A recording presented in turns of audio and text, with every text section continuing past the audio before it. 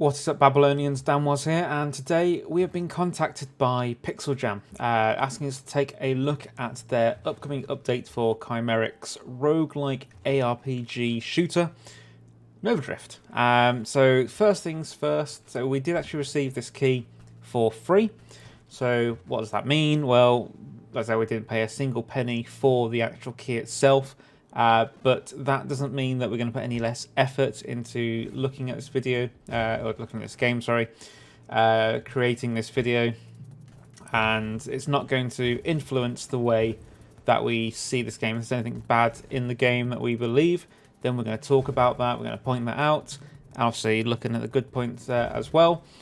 It's going to be a very fair review of this game. So just to sort of point out that we can't be bought, we're not going to receive keys and praise games.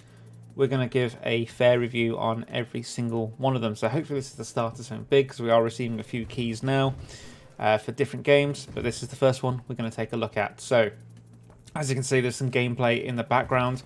We're going to have a look, a deeper delve into the gameplay first, and then we'll take a look at the settings menus as well, and just an all-round look at this game, just to see what you can do in it. Why is it fun? If it is fun, I'll tell you now, I loved the gameplay aspect of the game, to be fair.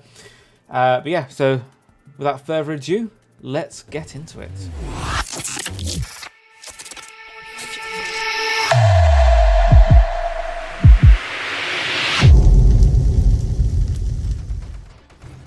So, looking at this game as a roguelike RPG or ARPG space shooter, I think it's a very interesting concept. Every other roguelike that you see will have obviously rooms that you go into that you have to make your way through with different enemies at different points, etc, etc. Whereas this one, you are literally just in space. You have the asteroids that are floating around as the sort of, I guess the level design, or the obstacles within the level. And then you have the enemies that are spawning in waves, and again, these are completely random as to what enemies will spawn at what point. So, for example, with this scene here, you did just see that those yellow enemies did spawn either side. So that's almost a guaranteed thing that you'll see, is that those enemies will spawn in that formation, but you can't guarantee when they will spawn. Also, as you can see here now, you can upgrade your ship with different mods, or you can change the ship type as well. So at the moment now, I'm firing multiple grenades rather than the single grenade that I was firing before, which will have a less of a explosion area, but obviously with 3 grenades, a greater spread, so you can kill or destroy more enemies. Now, this does progress on fairly quickly as well, so you do start off fairly easy with a couple of ships coming in, and then, as you can see there, those I guess comets coming in as well as an added danger. So everything in this game will do damage to you. Enemies are not the only threat that you will come up against, so you will come up against those comets, the asteroids, and also the occasional black hole I've come across so far with the time that I've spent in this game. As a whole, the game is just a wave-based shooter where you need to survive. As you complete the levels, you'll rank up and unlock different items. Different mods will then become available once you play the game again. So for example, here you can see enemy cargo trains have been unlocked. You'll start to see those in future games, whereas with this run through that I did, you wouldn't have seen them at all. New body, etc. can be unlocked, so different ships are unlocked, different mods, you can have different weapons as well. So you might unlock, for example, you could unlock a railgun, which we have at the moment. But yeah, all round it's your typical roguelike style game, in the sense that in the end the goal is to lose, but at the same time, wave shooter, how long can you survive? but the more you play it, the more options you get in terms of the equipment and the mods that you can put on. So it is almost worth your time to lose to a certain extent, because you will then start to unlock a lot more of the equipment and mods. Let's take a look at the game menu then. So here we have just a basic menu: game start, learn, unlocks, change logs, settings, scores, credits, and exit. So if we go into game start, you can see what we have available at the moment. So you've got your start button up here. You've got your challenge mode. So at the moment we've got danger zone unlocked, and then you've got your practice mode. You've got your endless mode, which is always on during the early access at the moment. And then we have the wild metamorphosis. So it's a roguelite experience, encounter strange and unpredictable mods.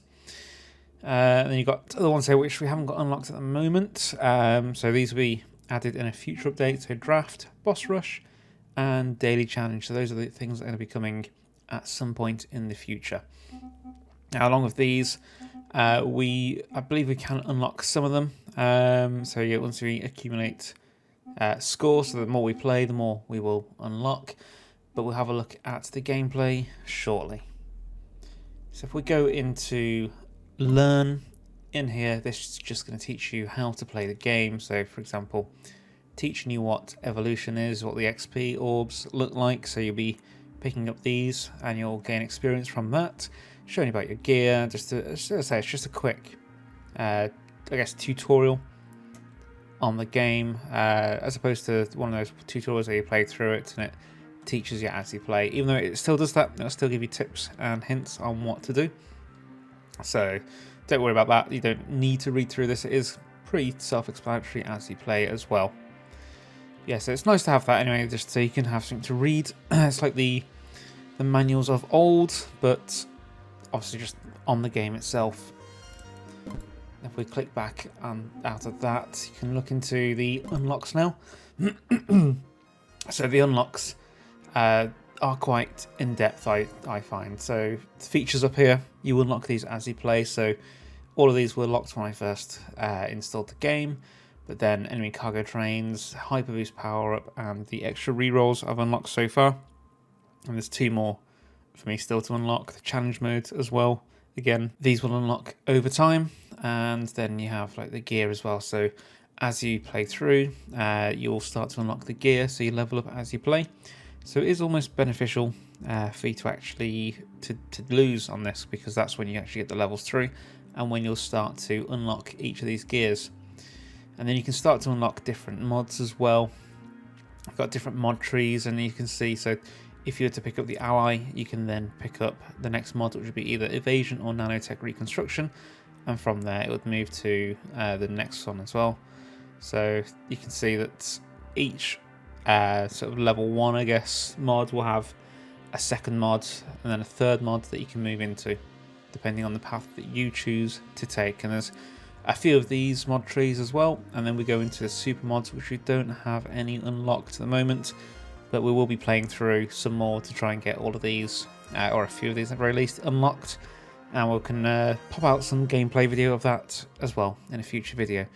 We will look into the gameplay as well, but only as a basic playthrough.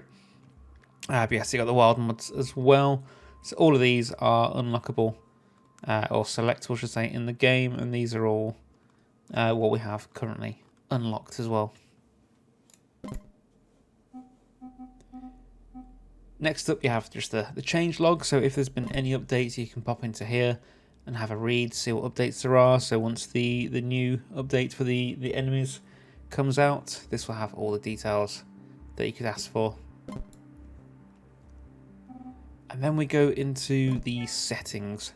So the settings on here, as you can see, we've got the generic select language, which we have set to English. Then you've got the audio, which has the global volume, sound or the sound effect volume, music volume, and also you can just enable this to completely mute the music if that's how you prefer it. And the video is quite basic as well. We've got windowed mode, which we have off at the moment. It's windowed resolution, which doesn't it only has one more after this, so 2048 by 1152. But we'll leave it on that for now. Disable screen shake, so if you get disorientated by screen shake, you can turn that off. Disable screen flash if you are sensitive to flashing screens. Again, something you can turn off, which is great to see, because it's got the accessibility there for you. Disable the jet trails as well, so that will sort of remove some of the more intensive effects, such as the missile and the jet trails. Then you have the fully customizable controls. So if we go into here, you can see you can edit each one of these as well, and save and exit. Same with the gamepad. You can choose whichever keys you want to do certain actions, powers, etc. And you can just say reset that if you make a mistake as well. I want to go back to the default. Show controls, so you can see the controls in the game. So if you get the ability to put down a turret, it will teach you how to do that, etc. So it's good for me anyway, as a new starter to this game, to actually have that on for the hints and tips that will help me out. And then you have the gameplay here, which some of these, or most of these, are off by default, so the damage numbers are all off by default. I pop them on just because I love to see the numbers coming up. So as an RPG, I always like to see how much damage I can do, so it's great to have the option to view those damage numbers, and obviously the enemy hull bars, so you know how much health that they have left. Also deploy drones and allies, mines and turrets. We have all of those on as well. You can decide to have those turned off and have them set so you manually do them, but all that's up to you. And then same with the upgrading system, you can have that enabled, disabled, whether you want to have consecutive upgrading on. So that will mean if you have 2 levels before you go to upgrade, you'll only have to do it as default, press it once and upgrade 2 times, or press it once and then it will go back into the gameplay, and then you have to press it again to go back in. Disable mouse aim detection, that's if you're playing on a controller, just turns that off, just helps out just in case you knock the mouse. Constrain mouse aim prevents you from aiming outside the game window. And you got the speedrun mode if you want to see the timer and which wave you're on at all times. And then you got your high scores, you can reset your high scores, which we'll show you in a moment. Online leaderboards to see the top scorers across the world, and you can reset your progress in the game as well if you want to start from afresh. So here we have the scores, so you can see what your highest score is, and you can see what mods and ships that you were using upon your death. So that way you know what you can try and work towards for the next time to try and get to the same sort of milestone, or even beyond it. You can see where you maybe made a mistake. Should you have picked that mod? Should you have picked a different mod? So it's good to come in here, just see your scores and see sort of how you progressed up that leaderboard. And then finally in here we have the credits, which is just showing you obviously the credits that get who created the game, published the game, etc. And you've got your Kickstarter backers as well. So big special thanks to all of them. And obviously to ourselves as well. But let's jump into a game and talk about the mechanics next, and you can see sort of how the game plays and what sort of options you have within the actual game itself. So let's jump into an actual game. We'll have a bit of a talk through the controls and the mods, etc. as we play, but we'll skip through any boring parts and we won't play forever.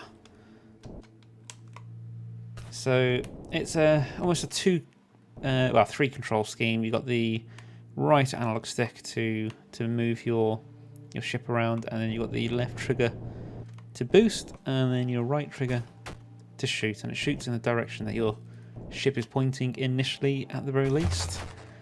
And then you will have the enemies spawning on you, and then pretty much straight away we've leveled up. So let's have a look at the upgrade menu. So to start, you choose a weapon.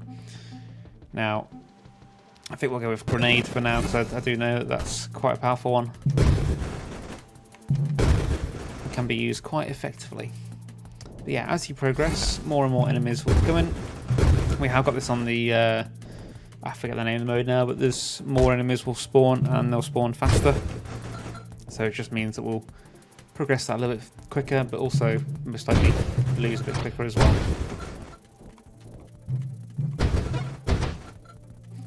So the next upgrade you'll get is actually the shield. So you get a choice between 3 different shields.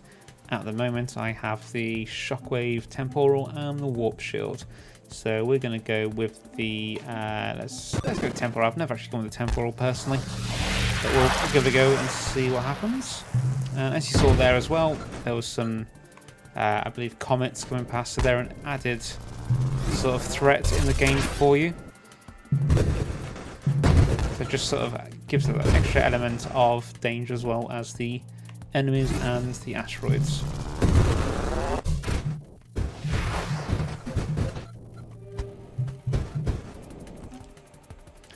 So the third one that you get is the ship. So you get to choose which kind of ship that you want. So each one will have the different stats on there. So for example, the Sentinel body will give you 10% shield damage resistance, 15% shield effects radius, 50% shield effect power, but you lose fire rates. And then so you got to look through them and see what they actually do give you. So for example, this one uses the thrusters to do damage, and then this one is extra constructs, which we're probably going to focus on at the moment. So we'll go with this Sentinel. We'll fire a bit slower, but should be a bit stronger overall.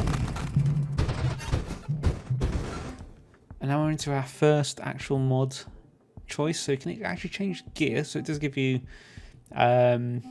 certain gear that you can change. So for example, the hull breaker ship there, or you've got different mods that you can change as well. So I'm actually going to go for the hull breaker here. Change the ship, because again, this is something I've not used yet, but it's something I'm actually interested in, where you can use the ship to actually create the damage. You've got to be careful, obviously you do lose your shield and your hull when you do that, but it does seem like it could be quite a bit of fun.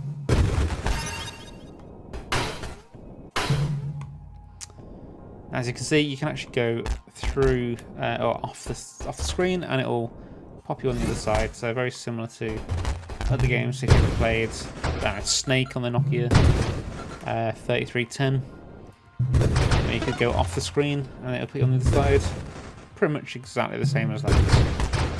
So think of this as Snake in space. So we'll just fast forward through this bit because there's a long section of me not talking really, just a bit of gameplay. But as you can see, it's quite a fun little game to play. Controls are pretty easy to pick up, and it's pretty simple to play really. Point and shoot. But yeah, so far, good fun.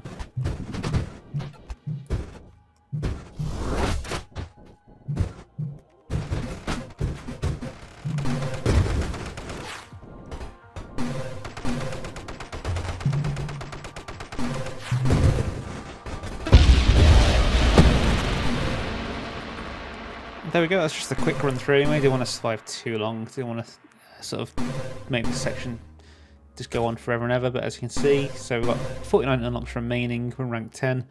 Had we have leveled, we would have unlocked this next mod there, but pop in your name for the leaderboards, and there we go, got 5th place. Yeah, that's basically Nova Drift in a nutshell. Good fun. Would I recommend buying it? You know what? Totally. We're going to look further into the game as well. We're going to play some and create some more videos on it, but we want to have a look at the future update that's coming out, which is the more enemies update. So we'll definitely take a look at that in a next video. So thanks for watching. If you liked the video, give it a thumbs up. If you want to subscribe to see more, then please do so. And we'll see you in the next video. A special thank you to all of you who have supported us, so all of our supporters, all of our fans, and especially our lover, Stay Husk. Keep being awesome.